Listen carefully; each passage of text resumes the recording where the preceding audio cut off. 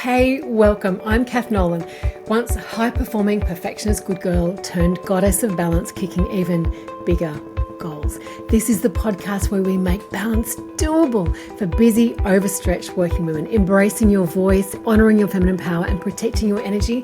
This allows you to truly step into greatness for the sake of all you hold dear. This is balance, and I am so glad you are here claiming balance for yourself. I don't believe, though, that there's one surefire, every time solution for understanding ourselves or for making things happen. And I don't know that I have the mystery of the juggle unequivocally solved. In fact, I know that I don't.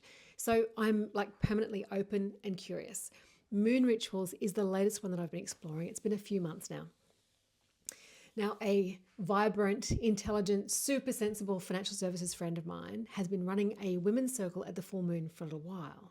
Isn't that the epitome of balance, finance, and moon cycles?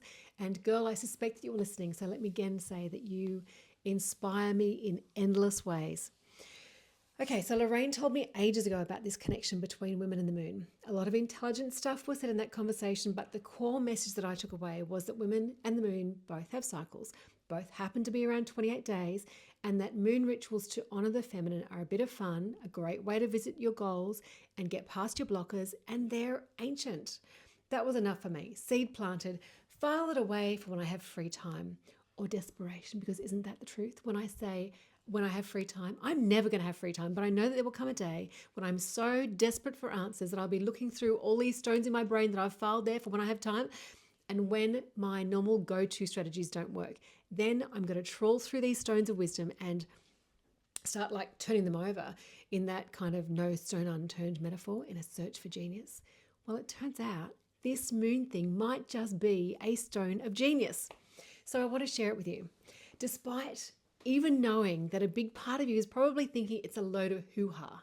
Why do we even say hoo-ha in place of rubbish? And like we use hoo-ha for vagina as well. My favorite feminist icon, Ms. Quinn, my English teacher from Cerdon, she would be having something to say about this.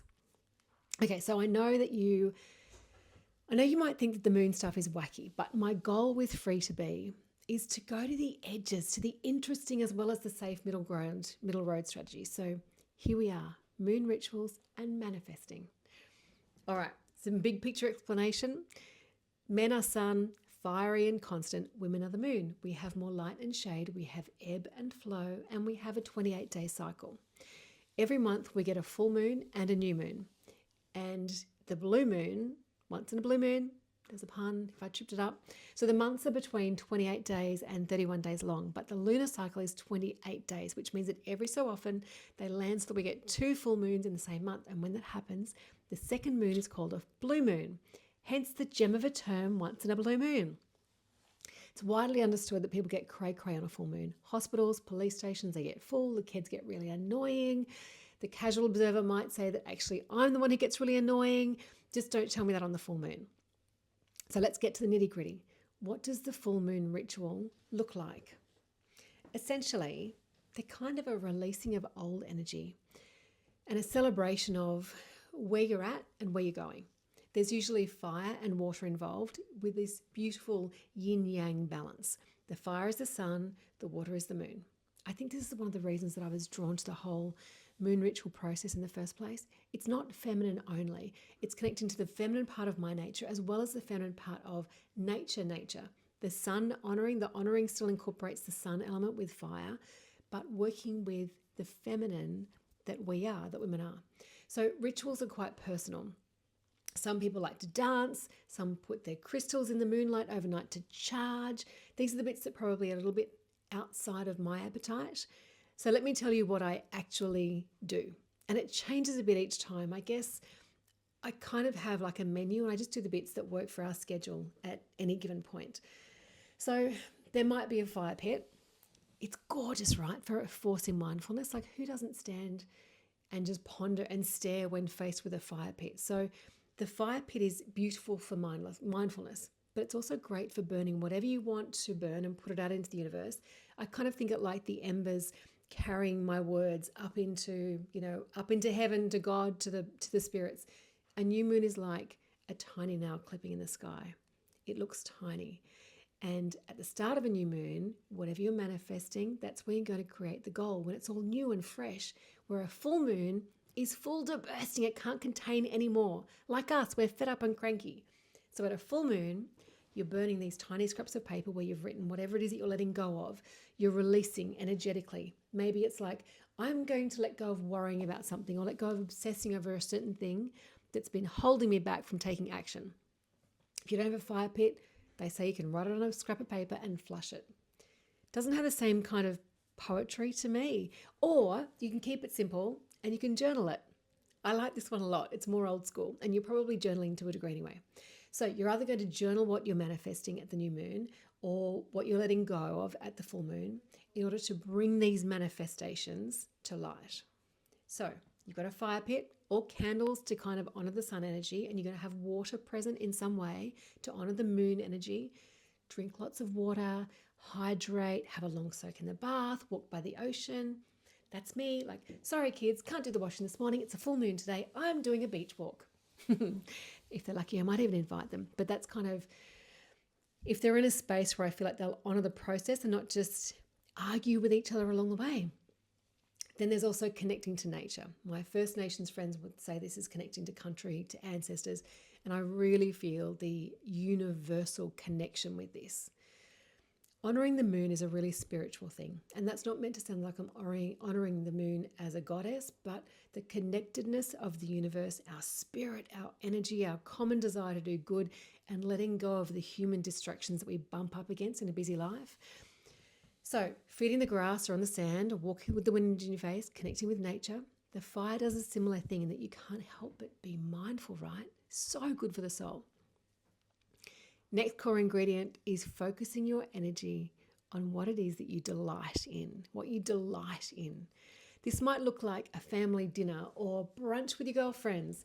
Maybe it's a physical thing or a work thing. What brings you joy? Do that and be conscious of enjoying it. If the family dinner, though, means that you are like in the kitchen, frustrated for hours on end, then this is not your jam. If connection is your jam, do it in the way that you love it. Like, love it. Do takeaway, make the kids cook, or just make them clean up. There's no rule book as far as I can tell, but it seems to me from the research that I've done and the experience I've had with manifesting generally, both myself and my clients, there's serious bonus points here if you are doing the thing that you love on the day that happens to align with what it is you're manifesting. Kind of like a, yes, please, universe, more of this. Thank you, and yes, please. It's beautiful, right? It has to be said, I had to plow through lots of stuff about putting your crystals in the moonlight to charge to find some practices that I like. I tried the crystals in the moonlight. The kids got a kick out of doing it, but it didn't really do it for me. That's the key with manifesting, though, and reaching your goals. There's not one single strategy that we have for achieving balance or success in any area. I'm really excited to hear what you've tried, what's working for you or what's not. Funny thing though, the moon stuff and women led me down this unexpected path of kind of a vagina obsession. For long, I've had this idea of, I've loved this idea of tapping into feminine strengths. And, with confirmation bias, like when you see a thing, you tend to notice similar things, like you're a magnet for matching kind of stuff. This applies whether it's concepts or cars. So if something stands out to you once, you are going to see a pattern. It's going to appear again and again and repeat itself. For me, this isn't just like leadership styles and moon theories. Right now, it's also vaginas. Possibly also because my kids are at puberty, so there's lots of conversations about body parts. If I'm honest with myself, there's probably more conversations than the kids are really comfortable with. So, feminine energy in focus and lots of puberty stuff, related stuff at home, vaginas.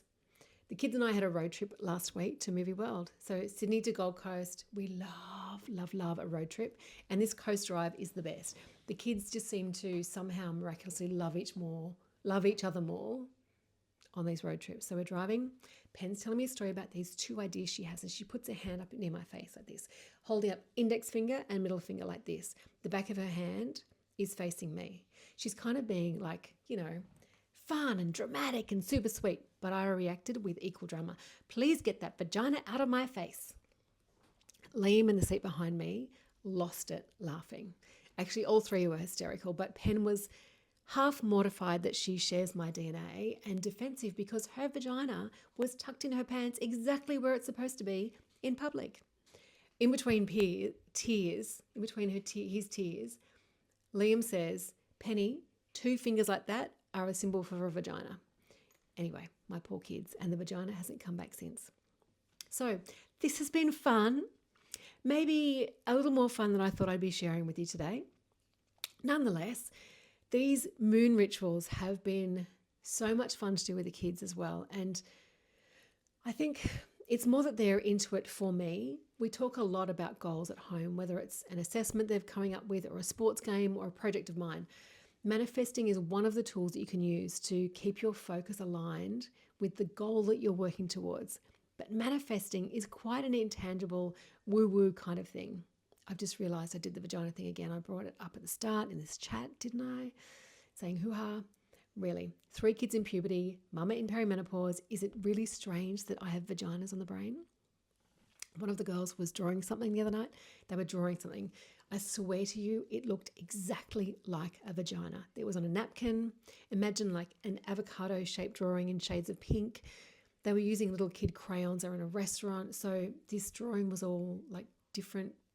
It was all pink, avocado shaped, darker toward the middle, then down the center. The pencil got a bit vigorous, so it kind of split the page and the page parted. The pink crayon was on the underlayer as well. I looked over, like horrified that she was drawing this life-size vagina on table napkins at the dinner table in between the garlic bread and the pasta. Same road trip actually. I think this was like at a pub at Grafton. I don't remember what she was intending to draw, only that once we saw the vagina, nobody could see anything else. I'm going to have to find this photo of the drawing so that you can reassure me that it's not just in my head. Tell me, please, when you see this photo, please tell me that you also see the vagina. Anyway, back to the manifesting and the kids getting behind it. So, and this is important, right? It's actually possibly the most important part. As a working mum, I know that the most reliable way to get myself to stick to any new habit, but especially a self-love practice or self-improvement strategy, the very best way for me to actually prioritize myself is to get the kids behind it. If it's good for them, I'll do it. If it's not, I'm going to find it hard to prioritize it. For a long time, I actually fought that and I felt just crap about it. I felt that it meant that I was lazy. But when I learned to work with it, to incorporate it, balance got so much easier. So we talk openly about goals and manifesting and vaginas, clearly. But back to the moon. So how do I get my kids involved in the moon rituals? We had a fire pit in the garage that had more dust than embers. So I told the kids that I wanted to do this full moon ritual with the fire pit. I told them I would need maybe a 15-minute window to myself with the fire pit, and would that be something that they could help me with? Well, that meant a resounding yes. But I also knew it would be an empty yes because they're still young and they're distracted and they'd forget, because as much as they love me, and that's a lot, but there's nothing in it for them. So they're going to forget or low prioritize my fire pit. It's totally natural, completely expected. So part 1 was, will you help me set up the fire pit and remind me to take the 15 minutes to myself to reflect on my goals and what I need to let go of in order to make them happen? Then part 2 was marshmallows on sticks. Part 2 is honestly what makes it happen every 28 days. Well, 14 days if it's new moon and full moon. But as for the new moon rituals themselves and full moon rituals, I don't actually know if it's real effect or if it's placebo. I suspect what's going on is simply effective because of association. This constant presence of the moon keeps my goals constantly in my mind. The moon is there looking at us daily, sometimes in the morning sky, sometimes at night. And I've come to associate that glance at the moon with my connection to the universe, my universal feminine strength, my power, and importantly, my need to let go of clutter constantly and to keep my primary goals in the center of my focus.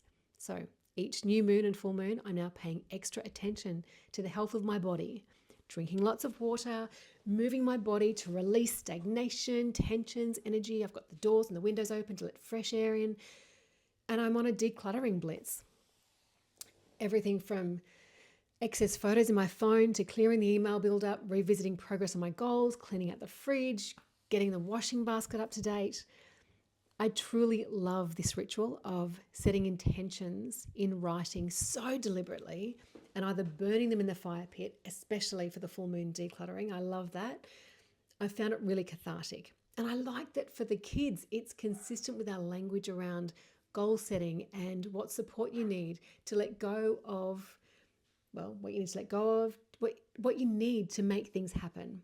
And frankly, anytime I'm bringing greater consciousness to all that I've got to be thankful for, like any excuse to bring family and friends together with no more explanation than simply enjoy this life we have, there is nothing here but wins.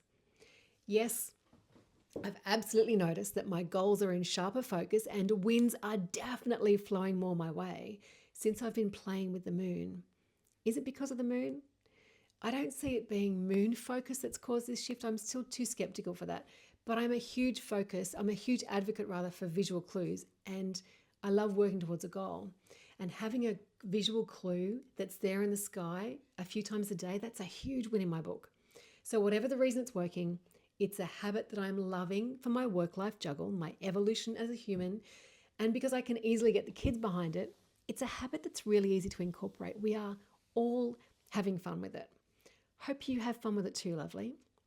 But I'd love to hear from you.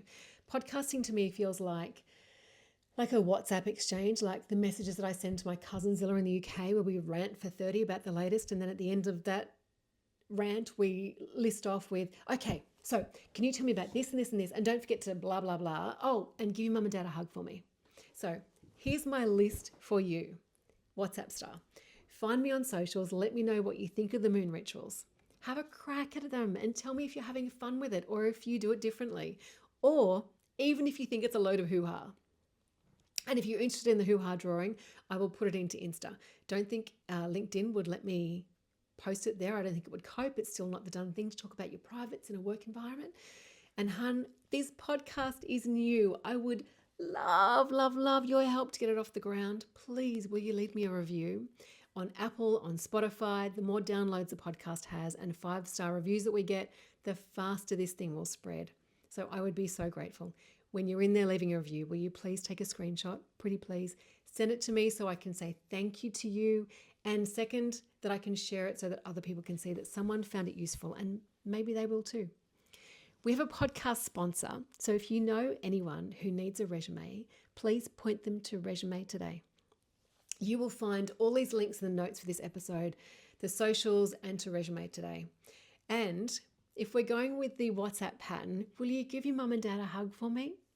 So grateful to be on this journey with you, my friend. I hope this episode empowers you. I hope it empowers you to be more yourself, to lean into the extremes of your interests, to trust that you are safe to be you, that you are free to be. See you next time, lovely. You know, I believe that women do help other women. I hope that this episode has empowered you to question your willingness to go last. I hope that you will embrace balance, and I'm also hoping that you will help me to help other women to do the same. So how can you help? Show your support for the work. Subscribe and review the podcast here where you're listening. Follow the Goddess of Balance on Instagram to catch some cheeky behind the scenes and extras. Connect with me on LinkedIn and share the posts with your network. That would be sensational. If you have enjoyed this program, this episode, you will no doubt love my group coaching program. You got to find all the links to these in the little written blurb for this episode. Thank you, my friend, for normalizing balance with me. We are raising performance and reputations, wellness and equality. Together, we're creating positive change for working women, starting with you. Sincerely, I thank you for being part of the movement.